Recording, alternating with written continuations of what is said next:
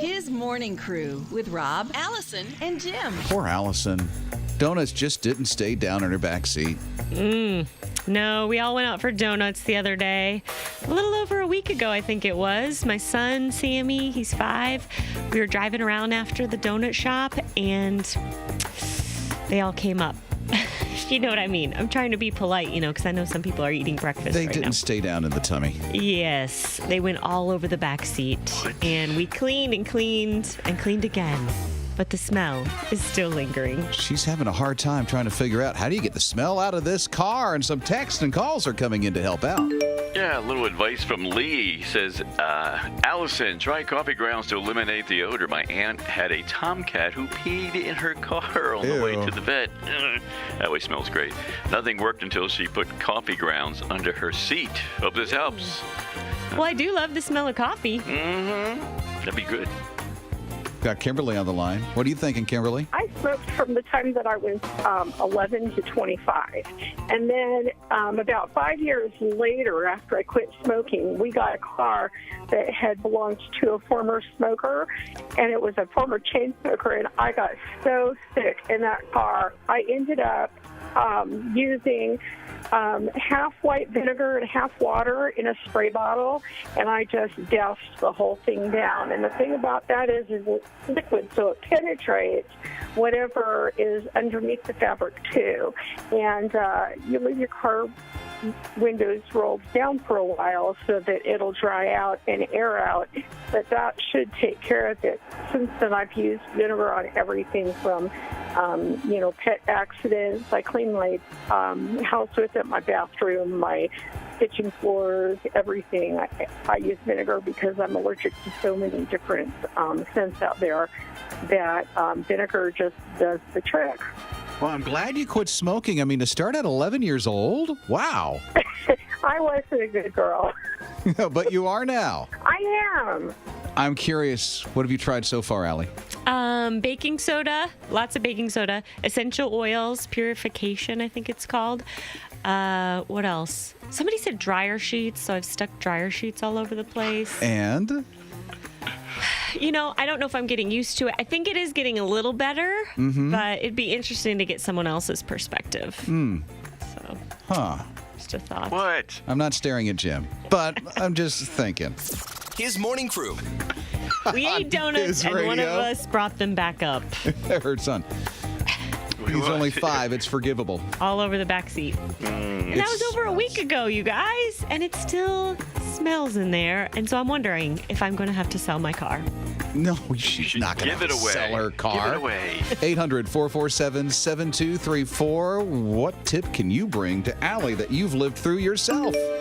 Well, we got a little tip from Sherry. Allison, leave charcoal in the bag in the car. Open the corner for extreme smells. Open the corner. Well, this is extreme. I say dump the whole bag. Who needs a bag? Just dump them all in the back seat. Okay, Jim's along with us, not our producer, Jim. I am along with you. But this other dude who calls himself Jim. What's your tip? I use this stuff called Tough Stuff. It's a carpet shampoo you can buy at Walmart. And then you just basically air your car out. You get these little trees. The best one is called Black Ice. And there's another one called Bayside Breeze. And you just keep those rotating in your car. Air your car out is important if it's a nice day. If it's wet at all, do not let humidity get into the carpet or anything because it will destroy anything further. Armor all your car. Clean all the windows. Clean up every surface in any way possible. But most of all, I can't believe the car with this tough stuff from Walmart or wherever you want to get it. I'm not trying to promote Walmart. But that's what it took a little while, brother, but it worked. So it works. Might as well try. What do you have? Well, Carly dropped this off at the studio. It's called Solumel. I've never heard of that, but she had half a bottle left, and she's like, you need to have this, try this. So I'm going to go out there and spray this in my car now. I can imagine what it's going to smell like with all the stuff that she's been putting in there from your tips and your advice. I'm not going near it. Oh, What? come on. Well, Wait, okay. What? the thing is, I need someone. I feel like I've maybe gotten used to the smell, so I need someone else to go in there and tell me if it still stinks. Jim. Wait a minute, you always make fun of Jim. my nose being old and stuff. So Yeah, so you got the oldest nose that can pick up the brightest of it's smells. worn out. No, it's not. Well, what's No, in it's this not. for me? But Jim actually rode in the car not long after the Yeah, happening? It's the first time. and so he knows how bad it smelled a Yes. week ago. So at least you would be able to Oh. tell me A now. little point of reference. No comparison, I see. Mornings with Rob, Allison, and Jim. Allison's got stank in her car. Her son couldn't keep the donuts down in the back seat. Clint, what did you say? Tell Allison if there's flies, it still stinks. Is there flies? No flies. Yeah, white vinegar and water. Okay. Did you even try the white vinegar and water? Yes. You did? Yep. Okay, good. Thank you, Clint. We have Jim Man on a mission. Our producer is. Wait, are you standing by the car right now? What are you doing, Jim? I hope this is your car. Okay. Yes, that's my car. So, Jim, here's the deal. I've tried everything, and I just need someone else's nose to tell me if any of this stuff's working. All right. Evidently, Allison's gotten used to the smell. I think I have. Yeah. All right. This is the right car, right? Yes. So get in there. All right. Oh! Oh, he's having a hard time sitting down. Evidently. Oh! Ah! How short are you? What are you doing? Sitting in the driver's seat? Oh, hey. All right. Can you hit the start button? You don't actually have to put the key in either to do that. Just hit the start button. Okay. Are we making him drive somewhere? We just need him to smell. Close the door. Jim, you have to close. Thank you. Can we still hear you? Whoa. I smell like a lavender coffee. Okay, there's coffee in there, and it's purification essential oil. All right. Do you smell any undertones of sickness? Well, there's like kitty litter. You have kitty litter in here? Yeah. Maybe like laundry. I smell laundry. Yeah, dryer sheets. Okay. Regurgitated donuts, maybe? So it does still stink. Oh, you don't want that smell. No, I do not want that smell. Evidently, there's still the smell in there. Be honest. It's a little sticky. What's sticky? Jim, we just need to know if it still smells in there. Hey, what's Sammy doing in here? That's her 5-year-old. No, I do not leave my son in the car Leave while the kid in I'm the at car. work. Okay. Just kidding. Yeah, I'm sure. Okay, so I'm going to interpret Jim, okay? Okay. It still smells a little. Oh, no! We need a little work. Ah. Okay, Jim's going to come back in. Probably towel off. Get a little Lysol behind the ears. His morning crew. Well, the saga of trying to find stuff to clean Allie's smell out of the car, I think, has been pretty successful. But now we're getting some texts in this morning. Oh, by the way, if you didn't catch it, Allison had some donuts in her family, and one of her family members, not Allison, nor her husband, lost the cookies in lost donuts in the car. Yeah. Mm-hmm. So there was the smell. And now it's like, oh, yeah, really? Wait till you hear ours at 800-447-7234. I know Ginger's making me feel better. She said it could be worse. I had a hamster that escaped in my car and died in the air vent Ooh. in the middle of a hot summer. It took almost a year to get the smell fully out. Ooh. Oh, that's sad. Poor little hamster. I'm sorry. Yeah. Poor little, what was her name? Ginger. Poor little Ginger on that one. Okay, this is Rhonda. What's going on, Rhonda? Well, okay, Alison, I have a story to tell you that may trump your smells. Uh-oh. So, back in 1986 when I graduated high school, after our baccalaureate, there's a bunch of us that went to Stone Mountain, Georgia, and we had a picnic.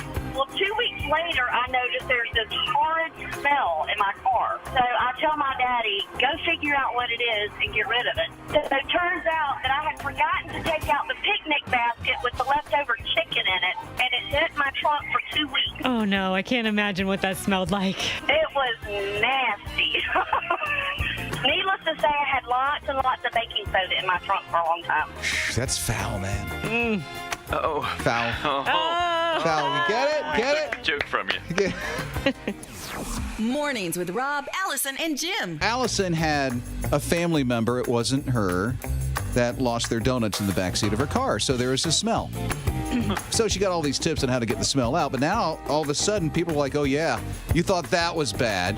So we heard one person who had a gerbil in their air conditioning vent in their car that no longer lived.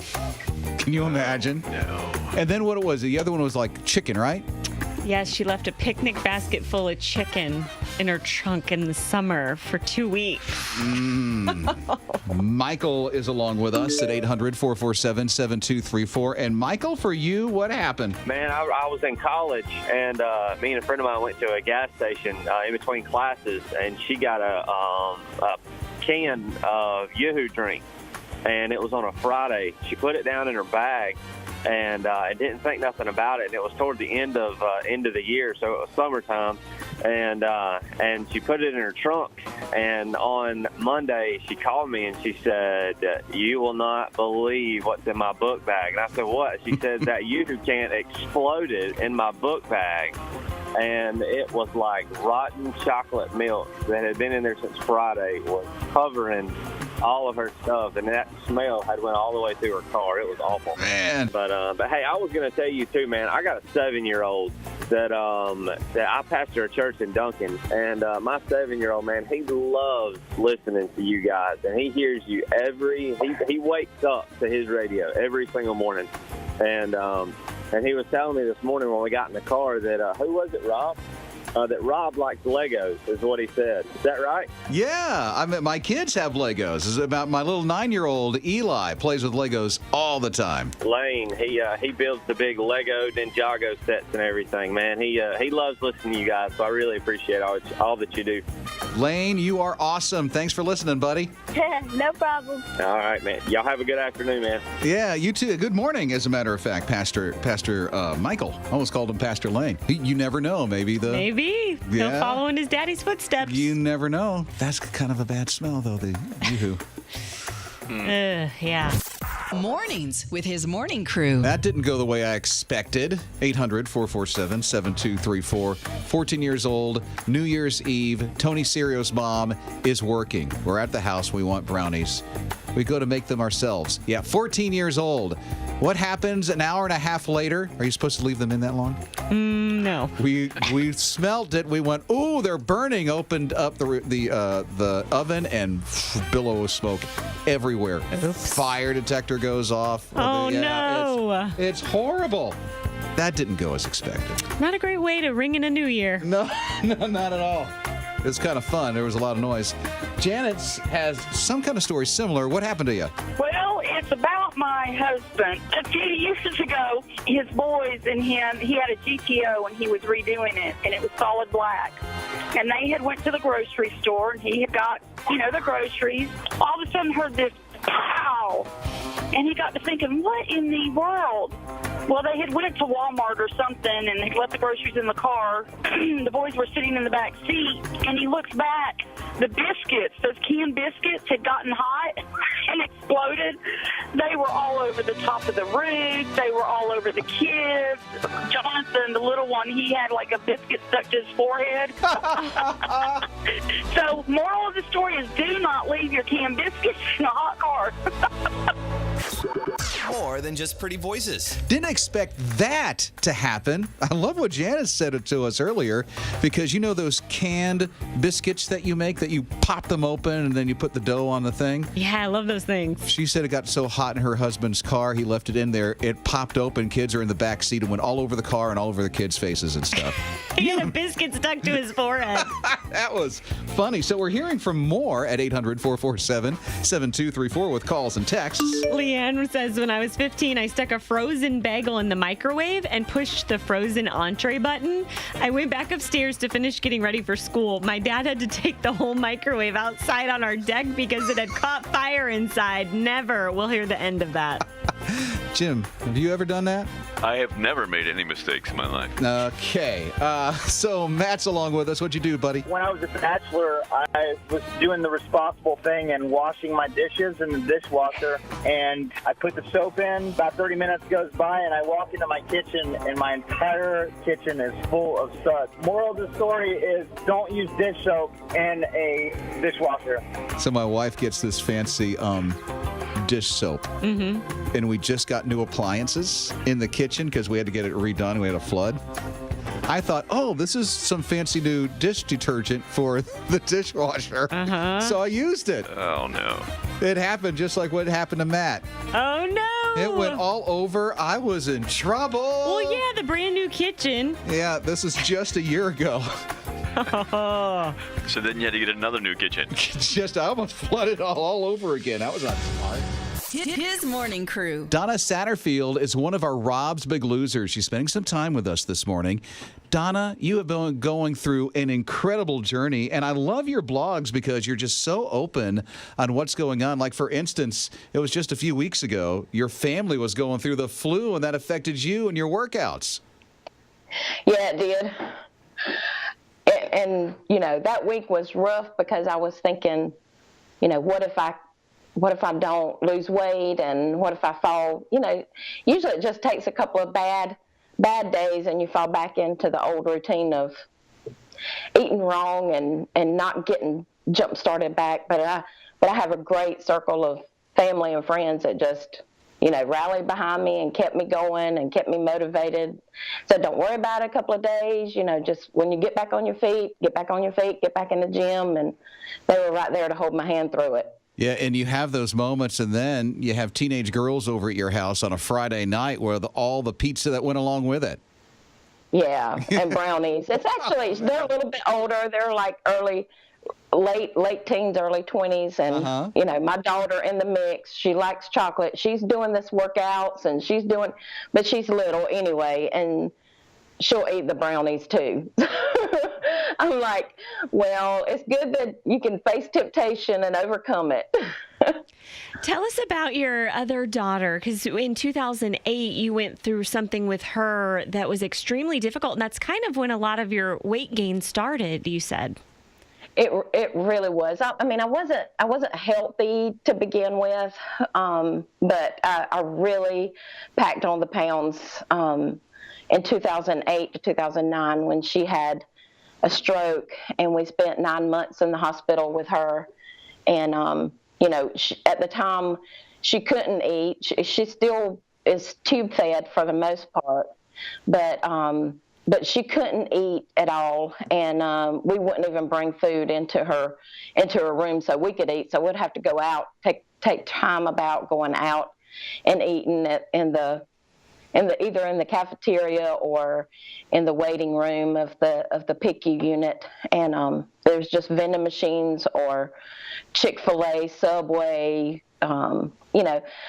which they had, I guess, some things that were healthy, but you just get the quickest thing you can get, and usually quick things are not healthy. And then with the stress, and a lot of that was like stress eating, and over that 9 month span, it just packed on. And then the stress after she came home, it's still stressful because you're dealing with her issue and you're trying to help her get better and stronger, and going to therapy 3 days a week, and it was just a very stressful time. And over that period of time, I knew I needed to do something, but I didn't have the mindset to really say, okay, I'm going to take the time I need for me and get myself healthy. Donna Satterfield is one of our Rob's Big Losers here at His Radio. Let's fast forward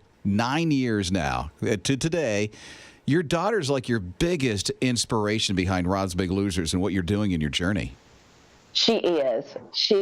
I remember back me telling her you can do this, because so many times she would say, Mom, I can't do this. And I'd say, you can do it. You can do it. And now she is, it's flip-flopped. She said, Mom, just one more, you can do this, and she would ask me what I've eaten, and she'll, if she caught me walking in the living room with a brownie, you better believe she's going to tell me, are you supposed to be eating that? She's overcome so much, and you are too, in your journey as a Rob's Big Loser.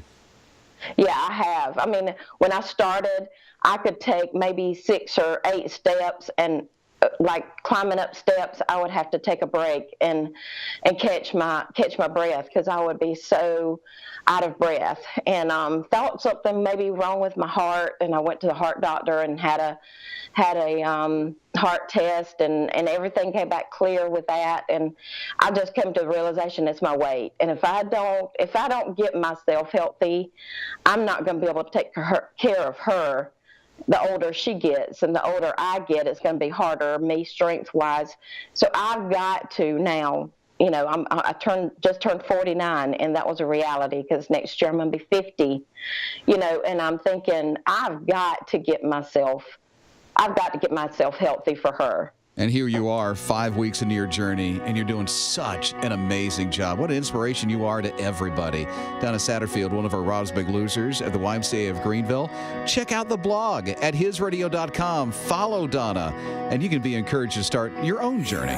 Mornings with Rob, Allison, and Jim. I was talking with my little friend Mark Hall of a group called Casting Crowns. Just to know you and You've heard of him, I'm sure, but he's like a cool dad now, because he's doing all these little things on the social media. On the social media. In particular, maybe the Instagram. Sometimes that. In fact, almost all the time. Anyway, just to impress his kids and stuff. Well, he had like a guy's night out over at the house. I don't know, from his church, because he's a youth pastor. And he's always doing kind of crazy things, which, youth pastors do. So you are familiar with the purple pillow? The purple pillow? There's the purple mattress, the purple pillow. I got a white one, but no. Oh, well, this is purple. This is the tech thing? Yeah, it's very high tech. And you're supposed to be able to sit on an egg on this thing and it won't break. So he does it. He does a little test on that. Listen to this. The commercial said if you put an egg on it and sit on the egg, it won't break the egg. So Neil is going to try it. Okay, Neil, the pillow. There's the egg. I'm going to sit. And he's going to sit. Don't flinch. Oh, he's sitting on it now. Sitting there for a minute. Do you feel crackage? You want a high five? Do you feel crackage? I feel a little seepage. That could be too much. Okay, how'd it go? Purple pillow, that's the tag. Totally works. Just don't drop the egg. Yeah, I don't know if you heard that, but he did drop the egg, and that's the only way that egg cracked. It wasn't the purple pillow that they sat on with the egg on it. Yeah, wood floors will break the egg, but the purple pillow apparently won't. I mean, the kid, Neil, sat. Get that? Neil sat on this egg. I mean, put the purple pillow, the egg on top of it, and Neil on top of the egg. And after a while, it probably would hatch because it never broke. We need to try this. Whoa. I want to try one of these Sounds like pillows. a very near future, what do we call those? Review. Crew review, yeah. Crew review. I like it. Yeah, Jim's going to sit on an egg. Whoa, like me. Okay, that's it. Mornings with his morning crew. Hot Chicken chooses to believe in people who've made mistakes. We're talking about men and women who've had to pay the price for what they've done, and that is time in prison. And now they're out, and they want to make a change. The thing we get out of our candidate pool is a willingness and eagerness to grow and develop and be given a shot. I would have taken a job anywhere, and I got the door slammed in my face, which made me feel like, about this big. But I came here, and he's like, I'm going to give you a chance. Yeah, that young lady made some mistakes. And Joe, who you just heard, the restaurant owner on the Marshall Project, along with that young lady, gave her a second chance. She's running the office now and doing all the paperwork and all the financials. And she is doing such an incredible job. And all of his employees work so hard because he believes in them. and they're grateful that they gave themselves. He gave them a second chance in life. This just makes so much sense because not only, is our God the God of second chances and we have to show grace to others, but once these folks have jobs and a purpose, they're not going to go back to their old life, and so that's better for everybody. I really firmly believe if you believe in someone, you invest in them, they turn out okay. God uses that kind of stuff. I just imagine what God can do when he uses you as you believe in somebody and give them a second chance, just like Joe did. Yeah, everybody needs somebody to believe in them. I'm still searching for that. No, that's us, Jim. We believe in you, Jim. We believe in you, Jim. What? Yes, we believe. Yes. Rob, Allison, and Jim. When I was a little girl, I loved to hula hoop. I know you guys can relate too, right? Mm-hmm. No. No. Sure. It's usually something associated with little kids. Hula hula hooping, hula hula hooping, make a funny sound, shake it all around. Oh yeah, now you all want to hula hoop, don't you? Man. Not right No, now. Thank you, though, for the opportunity. Well, when I was in Nashville about a week ago, I saw a group of ladies getting in a workout, but they were doing something I've never seen before. They were walking while hula hooping, and these were grown women. Really? Yes. So I started researching this workout because I thought it kind of looked fun. It looked weird, but fun. And I found this gadget that you guys might be interested in. It's called the V-Hoop. It's a smart hula hoop, but do not call this thing a toy. It's made for those who are serious about losing belly fat and getting into shape. Yeah, they're about $79 each. Oh. I don't know about you, but I never spent that much on a hula hoop. For belly fat? Yes, you can even put weights inside of it, and it comes apart so you can carry it with you on the airplane or wherever you go. So, Rob, when you're out on the road, you can still get your workout in. Get my hula hoop. Break that out in the airport, huh? And on top of that, if your buddies get these hula hoops, you guys can connect and track each other's work. I can see all the guys getting Rob's in a together hula hoop group, aren't you? Oh, yeah. You can see us walking down the trail. You see who gets the most rotations.